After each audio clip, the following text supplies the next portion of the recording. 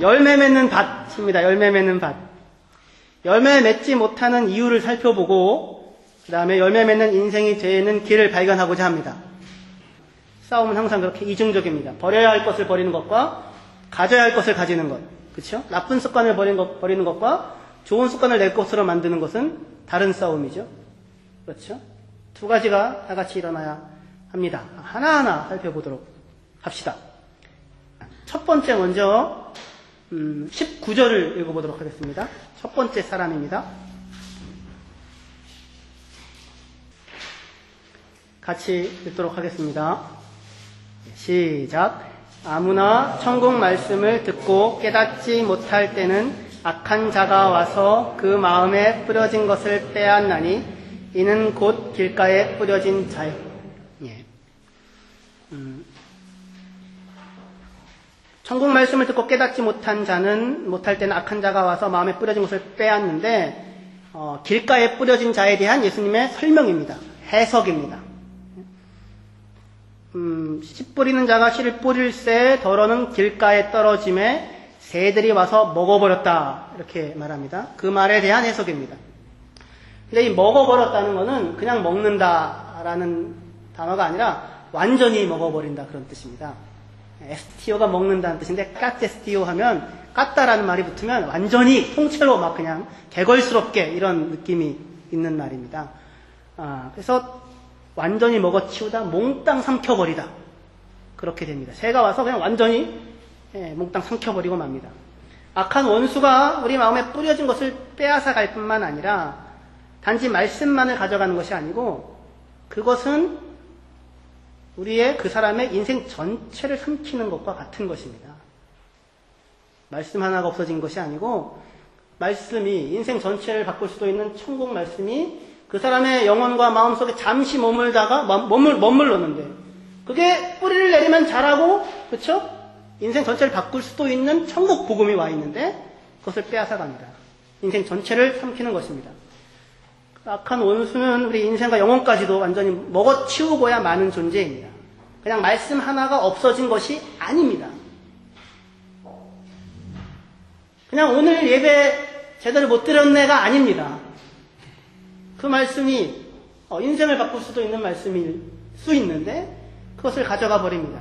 영혼까지 인생까지 먹어치우고야 마는 존재가 악한 자입니다. 사탄입니다.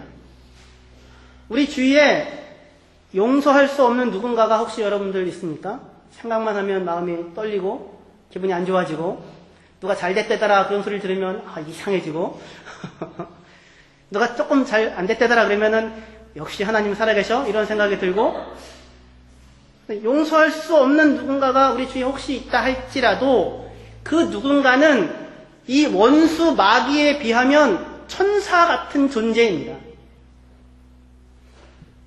내 인생 최대의 원수는 우리 곁에 있는 형제들이 아니라 마귀입니다. 내 인생을 말아먹으려고 저기를 가지고 달려듭니다. 내 인생을 삼키려고 합니다. 그에 비해 우리가 상처를 주고 상처를 받는 사람들은 우리의 형제들일 뿐입니다.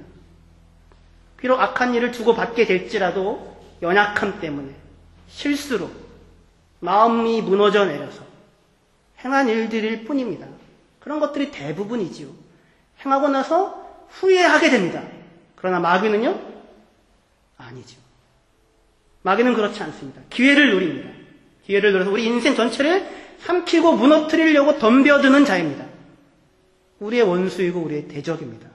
내 인생 최대의 원수는 마귀입니다. 악한 자가 말씀을 삼켜버리는 일입니다. 적을 분명히 하십시오. 악한 자가 말씀을 삼키는 이런 일은 그런데 왜 생깁니까?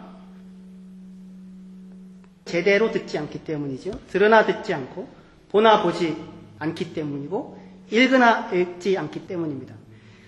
들으나 듣지 않는 것은 듣고자 하지 않기 때문이고 보고자 하지 않기 때문이고 읽고자 하지 않기 때문입니다. 깨닫지 못하나 알고자 하지 않기 때문입니다. 옆에 성경이 있는데 말씀이 여기 이만큼 있잖아요.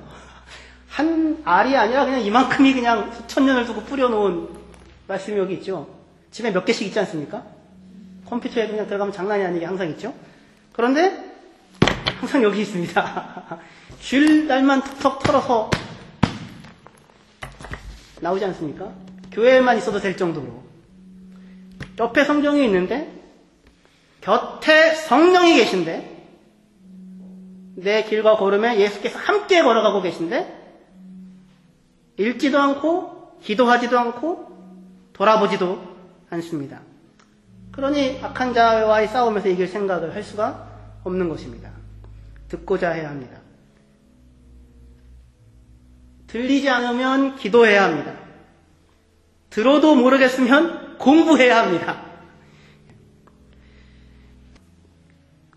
어린아이가 걷게 되는 것, 말하게 되는 것은 자동적으로 이루어집니까? 아니죠. 그렇죠. 어제 유나가 떨어져가지고 혹이 이만큼 나가지고 병원에 갔다 왔거든요. 이만큼 불어오르는데 약간 눈이 이렇게 풀리는 겁니다.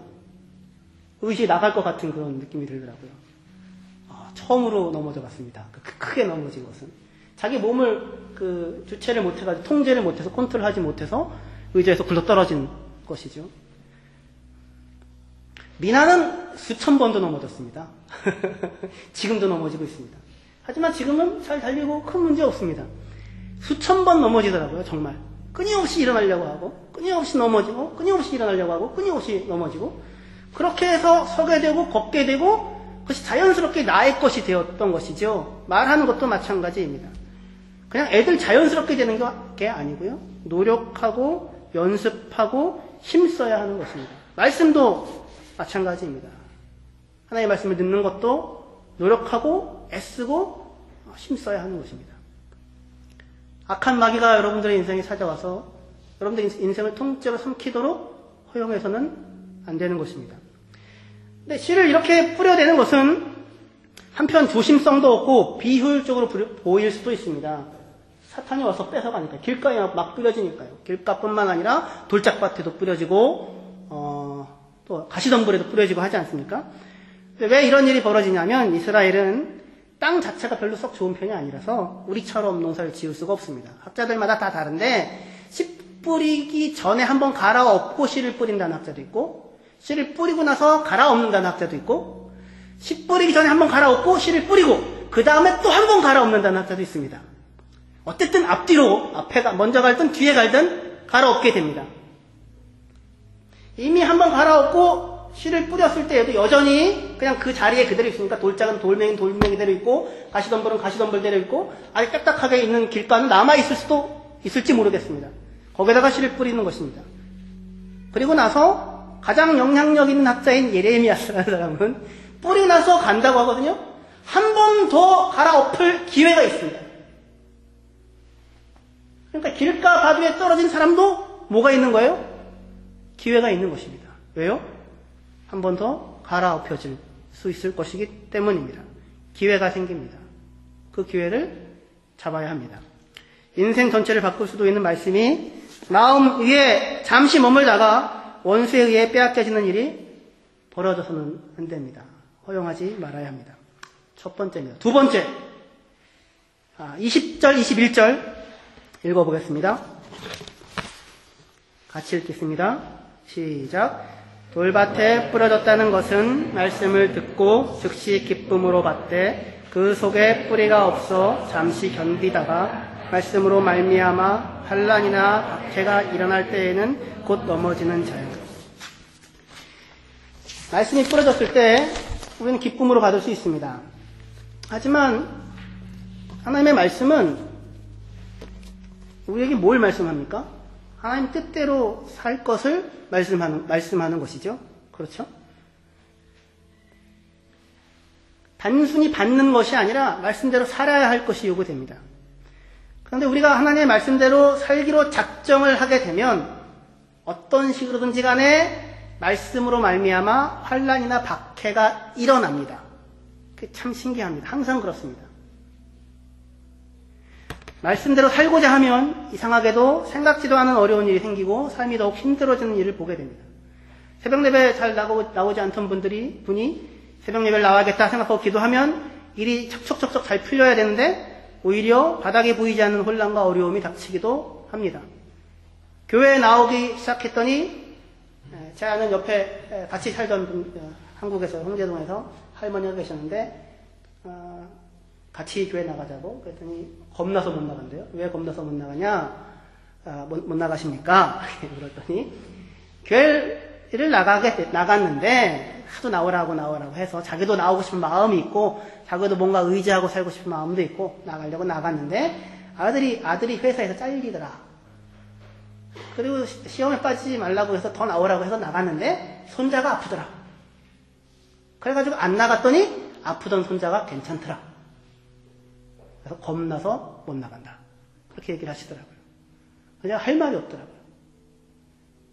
여러분들이라면 제가 믿음을 잃지 마십시오. 할 수 있을 텐데 그분 아직 시작도 안 하신 분한테 그렇게 할 수가 없는 거죠. 이상하게 그렇습니다. 이상하게. 하나님의 말씀은 우리가 처음 들었을 때는 정말로 달고 매력적으로 보입니다. 하나님의 아들이 죄인인 나 같은 사람을 대신하여 죽었다는 그 사실은 세상의 어떤 이야기보다도 더 감동적으로 들립니다. 하지만 하나님의 말씀은 기쁨으로 받는 것 그 이상을 요구합니다. 그리스도를 위하여 너희에게 은혜를 주신 것은 다만 그를 믿을 뿐 아니라 또한 그를 위하여 고난도 받게 하려 하심이라. 그렇게 됩니다. 돌밭에 뿌려진 씨앗은 흙이 깊지 않아서 싹이 빨리 나왔다고 합니다. 그렇죠? 기억나시죠? 지난주에도 말씀드렸는데. 그러니까 흙이 깊지 않은 돌이 많고 흙이 얇으니까 금방 나왔습니다. 근데 이 흙이 깊지 않았다는 것이 이 씨앗에게는 호재로 작용한 것처럼 보입니다. 이야, 금방 싹이 나오는 거죠. 하지만 흙이 깊지 않기 때문에 그 때문에 뿌리를 내리지 못하게 됩니다. 바로 그 이유로. 흙이 얇기 때문에 빨리 반응을 보이고 빨리 나타날 수 있는데 흙이 얇기 때문에 뿌리를 내릴 수 있는 조건을 갖지 못하게 됩니다. 뿌리가 없어 잠시만 견딜 뿐이다. 그렇게 말씀합니다. 인생이 다 그런 것 같습니다. 때로는 흙이 깊어서 싹이 나는 것조차 힘들 수 있지만 그렇게 여겨질 때가 있지만 그렇기 때문에 뿌리는 깊이 내려지게 됩니다. 뿌리가 없기에 고난 앞에서 곧 넘어지지만 달리 생각하면 고난은 뿌리를 더욱 깊게 내리게 하는 중요한 요소가 됩니다.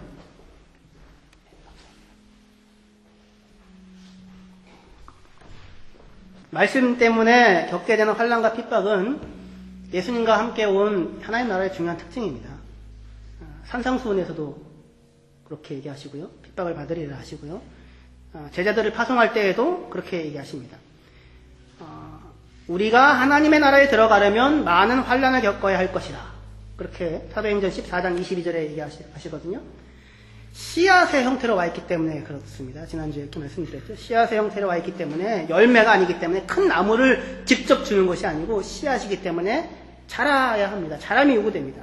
그 자람을 위하여 환난이나 핍박이 필수적이다. 이렇게 되는 것입니다.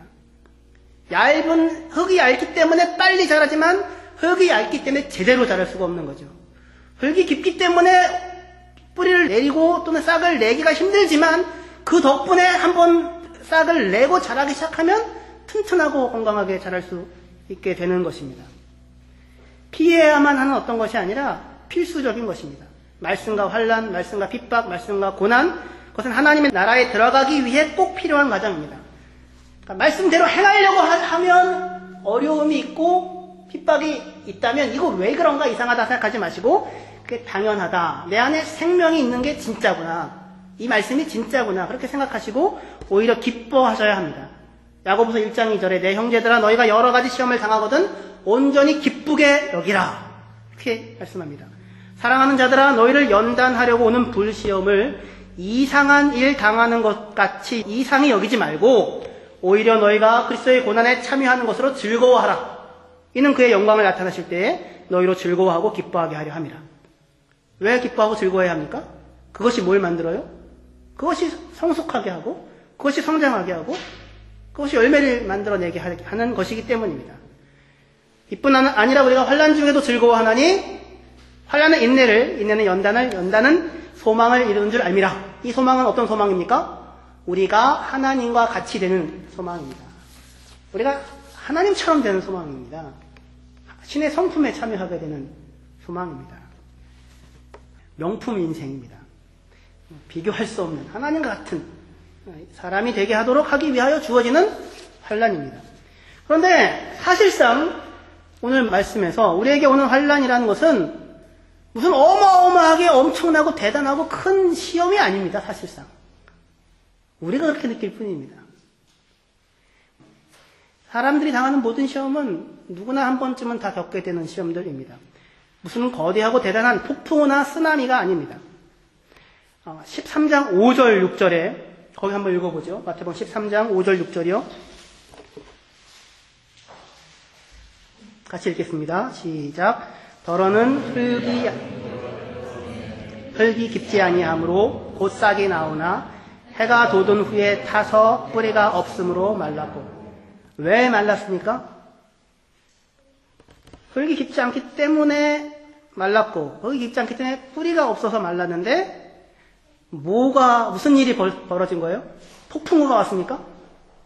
기근이 왔습니까? 쓰나미가 왔습니까? 아니죠. 해가 돋았을 뿐입니다. 그냥. 어마어마한 일이 벌어진 것이 아니고 해가 돋았을 뿐입니다. 해가 돋았을 뿐인데 그것이 견디기 힘든 고통이 되는 것은 땅에 그 씨앗이 뿌리를 내리고 있지 못하기 때문입니다. 견딜 수 없는 고통이 되는 것입니다. 하지만 땅에 뿌리를 내린 싹에게 있어서 해가 뜨는 것은 고통이 아니죠. 그건 지극히 당연하고 자연스러운 것이죠. 꼭 필요한 것이죠. 말씀 때문에 오게 되는 환난이나 핍박은 그러니까 해가 뜨고 비가 오고 바람이 부는 것 같은 것들입니다. 해가 뜨고 비가 오고 바람이 부는 것은 식물이 더 튼튼하게 자라게 하는 자연스러울 뿐 아니라 꼭 필요한 요소입니다. 바람이 불고 비가 오고 해가 뜨고 뿌리 깊은 남간 바람에 아니멜세. 그렇지 않습니까? 뿌리가 깊기 때문에 바람이 흔들리지 않기도 하지만 바람 덕분에 뿌리가 깊어지게 되는 것입니다. 하지만 뿌리가 없다면 해만 떠도 재난이고 작은 비만 와도 재난이고 바람만 불어도 큰일입니다. 그렇죠. 뿌리가 없으니까요. 해에 마르고 비에 떠다니고 바람에 날려다니게 됩니다. 그 자체로 엄청난 고난이 됩니다. 이유가 무엇입니까? 뿌리를 내리고 있지 못하기 때문입니다. 뿌리를 내린다는 것은 무엇입니까? 그러니까 모든 일이 똑같은 일을 겪는다고 해서 모든 사람이 다 그것이 어마어마하고 고통스러운 시련이 아닌 것입니다. 그렇죠. 어떤 사람에게는 그것이 아무렇지도 않은데 여기 어디 건들지도 않는데 어떤 사람은 상처받았어. 시험 달았어. 그렇게 되는 거죠. 뿌리를 내리지 못하기 때문입니다. 뿌리를 내린다는 것은 무엇입니까? 말씀을 지키는 것입니다. 복 있는 사람은 오직 여호와의 말씀을 즐거워하여 그 말씀을 주야로 묵상하는 자로다. 그는 시냇가에 심겨진 나무가 철을 따라 열매를 맺으며 그 잎사귀가 마르지 아니한 같으니 그가 하는 모든 일이 다 형통하리로다. 악인은 그렇지 아니하며 오직 바람에 나는 겨와 같도다. 이미지가 똑같죠. 말씀을 묵상하고 말씀을 지켜 말씀을 행하는 것이 뿌리입니다. 그런데 문제는 뭐예요? 말씀을 듣고 말씀을 묵상하고 말씀을 지켜 말씀을 행하고자 하면 뭐가 옵니까? 시험이 오고 고통이 오고 어려운 일이 생깁니다. 놀라야 되는 일입니까? 해가 뜨고 비가 오고 바람이 불 뿐입니다. 잠시면 지나갑니다. 뿌리는 더 깊이 내리고야만 합니다. 성장할 것입니다. 별일 아니게 될 것입니다. 환난과 고난 속에서 기쁨으로 십자가를 지는 것, 하나님의 뜻을 끝까지 행하는 것, 놀라지 않고 오히려 기뻐하는 것, 하나님을 기다리고 바라보는 것입니다. 세 번째로 가시떨기에 떨어졌다는 것은요. 22절, 13장 22절 같이 읽겠습니다. 13장 22절입니다. 시작.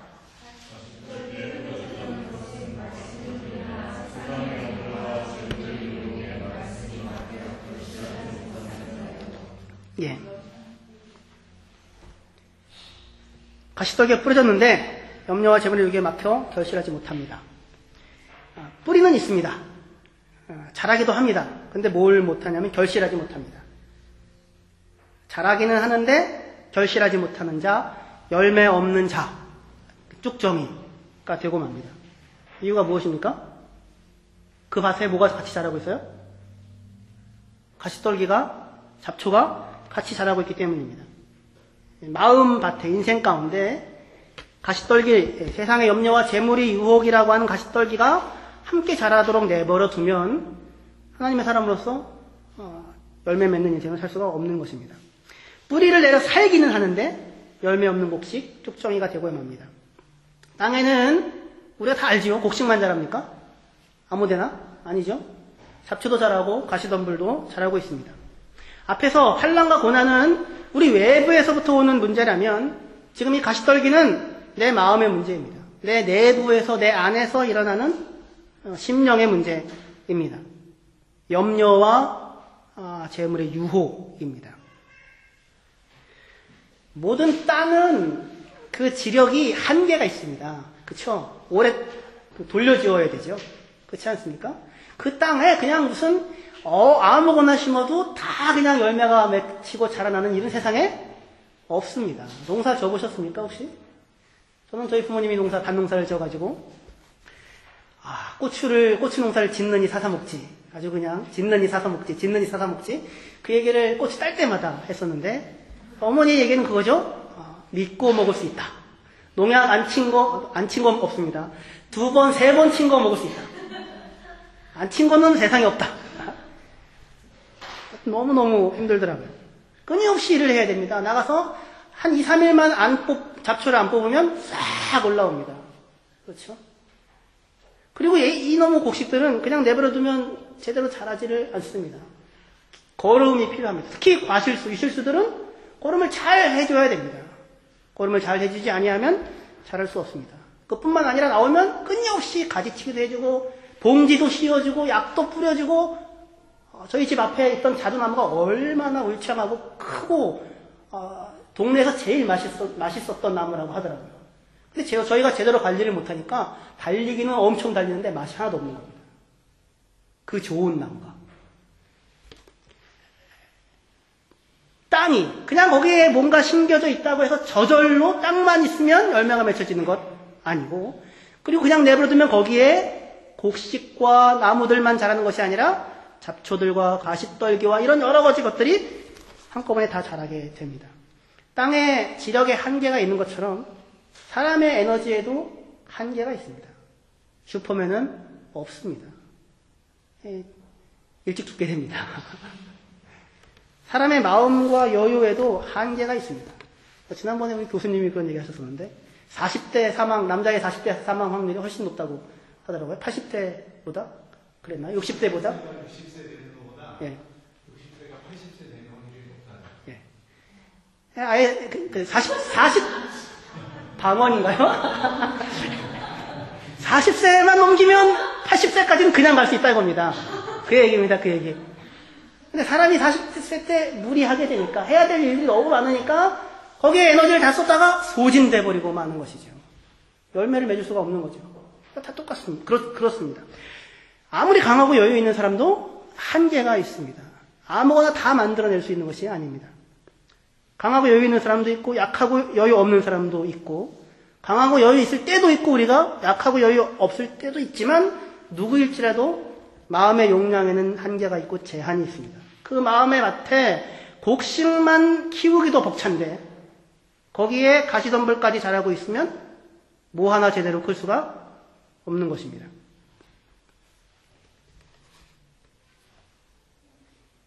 그 영혼의 우리의 마음에 쉽게 자라는 잡초 같은 가시덤불은 예수님이 뭐라고 말씀하십니까? 뭐라고 해석을 해주십니까?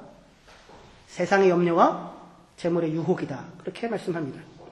세상의 염려와 재물의 유혹. 마음을 사로잡는, 마음의 에너지를 뺏어가는, 마음의 힘들을 분산시키는 것입니다. 이 염려는 천국 씨앗이 결실하지 못하도록 막는 장애물이 됩니다. 어떻게 여러분들은 염려가 좀 많으신 편입니까? 염려하고 사십니까? 아니면 염려 없이 사십니까? 염려 안 하고 살 수 없는 인생입니까? 염려는 당연한 것입니까? 그렇지 않습니다. 염려는 우리가 염려하기를 선택하는 것입니다. 왜 선택하냐면 염려라도 하고 있어야 마음이 그나마 편해지기 때문입니다. 염려하기를 선택합니다. 그러나 한번 염려에 잡히면 좀처럼 염려하는 습관에서 벗어나지 못합니다. 염려는 선택이기도 하고 습관이기도 합니다. 우리의 인생은 아무리 살아도 끊임없이 숙제를 내주는 선생님 같습니다. 해결해야 될 문제들이 끊임없이 찾아옵니다. 한 산 넘으면 그 다음 산입니다. 문제는 우리 삶에 그런 어려움들과 문제들이 있다는 사실이 아니라 그 문제를 어떻게 대하고 처리하고 해결하는가 하는 방식입니다. 한계 있는 마음의 용량을 가지고 에너지를 가지고 인생의 힘을 가지고 그 다가오는 문제들을 어떻게 다룰 것인가, 염려할 것인가 아니면 하나님을 신뢰할 것인가. 염려함으로 마음을 위로하고 실상은 아무것도 하지 않으면서 엄청난 무엇인가를 하고 있다는 환상에 사로잡힐 것인가. 그게 염려하는 사람의 특징입니다. 아무것도 하지 않고 있으면서 스스로는 엄청나게 대단한 일들을 하고 있다고 생각합니다. 그리고 스스로 마음을 위로합니다. 내가 이렇게 힘쓰고 애쓰고 있는데 사실은 아무것도 하지 않고 있는 거죠. 아니면 그 문제보다 훨씬 크신 하나님을 보고 하나님을 믿고 마땅히 행해야 할 바를 따라 믿음의 수고를 믿음으로 수고하며 일할 것인가 하는 것입니다. 염려하게 되는 것은 사람이 그 문제보다 크신 하나님을 보지 못할 때 염려하게 됩니다. 하나님이 보이면 염려스럽지 않습니다. 하나님이 보이면 염려하지 않으셔도 됩니다. 4년 전인가요? 제가 그때 말씀드렸죠. 한 주에 5유로 갖고 살기, 10유로 갖고 2주 살기, 한 달 버티기 막 이런 거 하고 있었거든요. 이제 아내가 집에 한국에서 돌아오고 부활절을 앞두고 돈이 20유로가 밖에 없었는데 부활주일 헌금을 어떻게 할 것인가. 다 하고 그냥 손가락만 빨고 있을 것인가. 아니면 그 중에서 하는 것은 하나님에게 두랩돈입니다. 조금 이렇게 띄어서 할 것인가. 가늘고 길게 할 것인가. 어차피 갖고 있는 돈이 20유로밖에 없는데 부활절이 더군다나 부활절 아닙니까? 크리스마스도 아니고 무슨 여기도 아니고 죽자 생각하고 20유로 그냥 다 했습니다.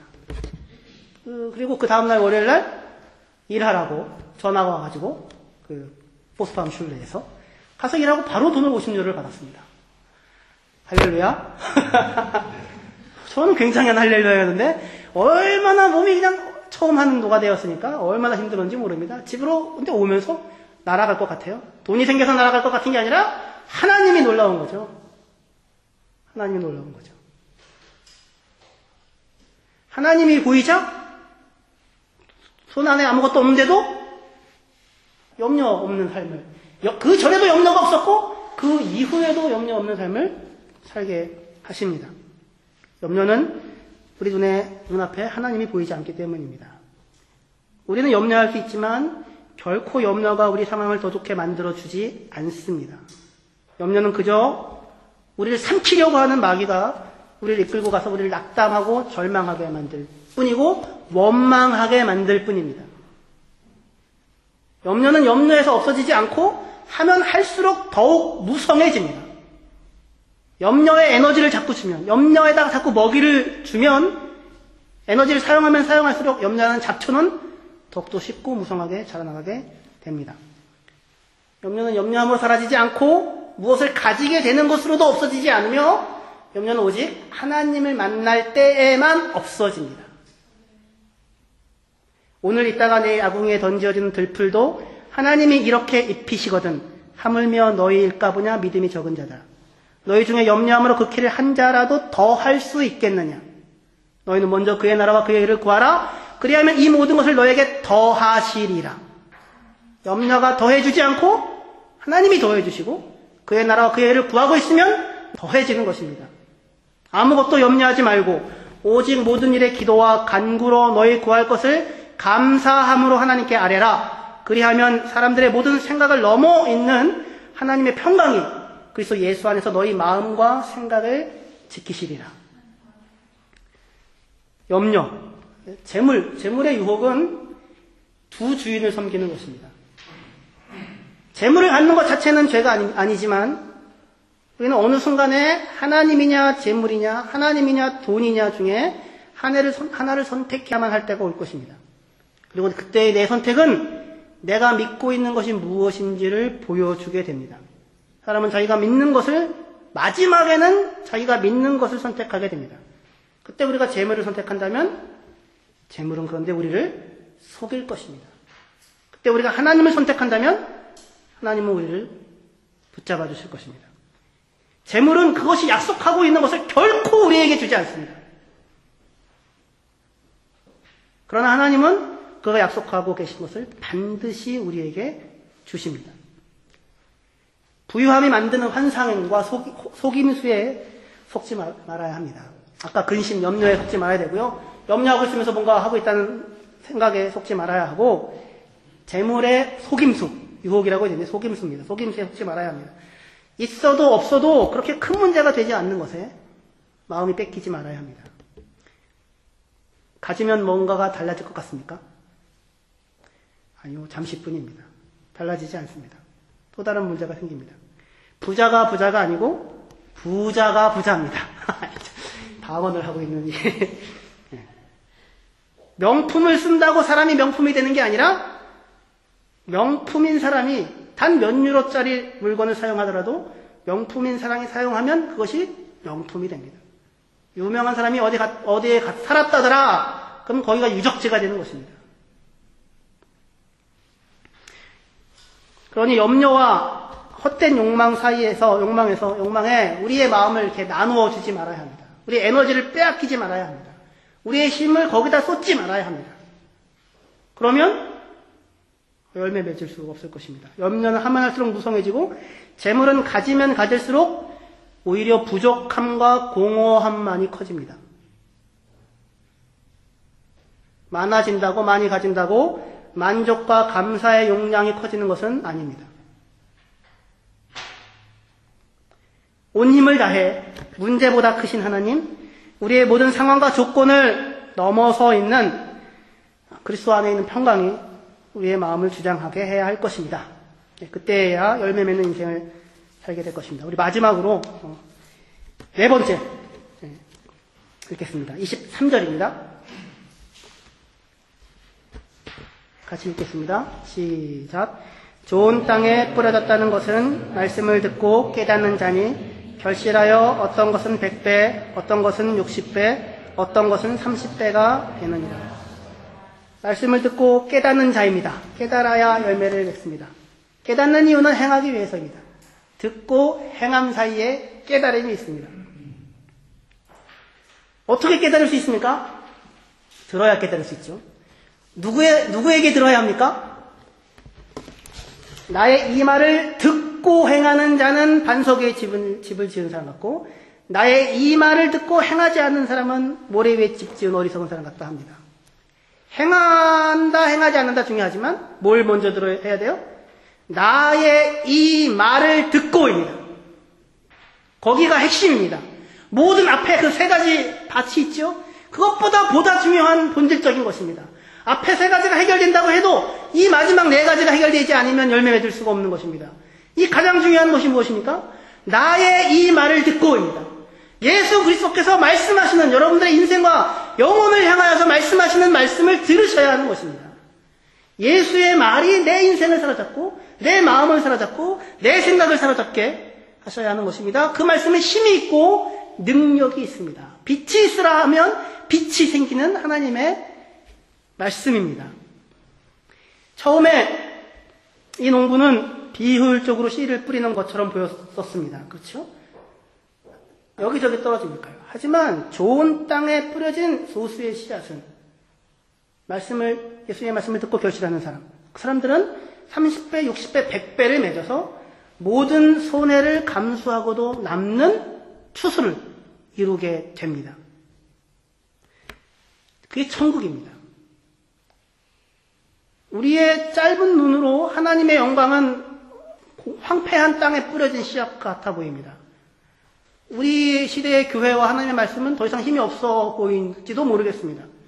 하지만 하나님의 나라는 천국의 씨앗을 품은 예수 그리스도의 말씀에 귀를 기울이고 듣고 그 말씀에 의하여 인생이 바뀌어진 그 몇몇 소수의 사람들이, 그 사람들이 30배, 60배, 100배의 결실을 맺는 순종과 능력 있는 삶을 통해서 확장되고 그리고 열매를 맺어가고 역사를 이루어가게 되는 것입니다.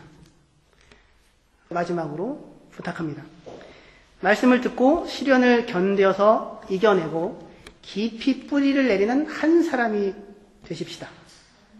염려와 재물에 사로잡히지 않고 거기에다 먹이를 던져주지 않고 그 문제보다 크신 하나님과 재물보다 훨씬 영광스러운 하나님 나라를 사모하며 구하는 한 사람. 다른 어떤 말이 아니라 예수님의 말씀에 귀 기울이고 다른 누군가가 뭐라고 했대 그 말이 아니라 예수님이 내게 지금 뭐라고 말씀하시나 내 귀를 기울이고 그 말씀을 마음에 품고 그 말씀대로 살아가는 한 사람. 그런 몇 사람. 그런 사람들의 삶의 헌신과 수고를 통하여서 하나님의 나라는 마침내 온 땅을 뒤덮고 부풀리고 백배의 결실을 맺고 말 것입니다. 그 한 사람이 저와 여러분들이 되시기를 주님의 이름으로 축원합니다.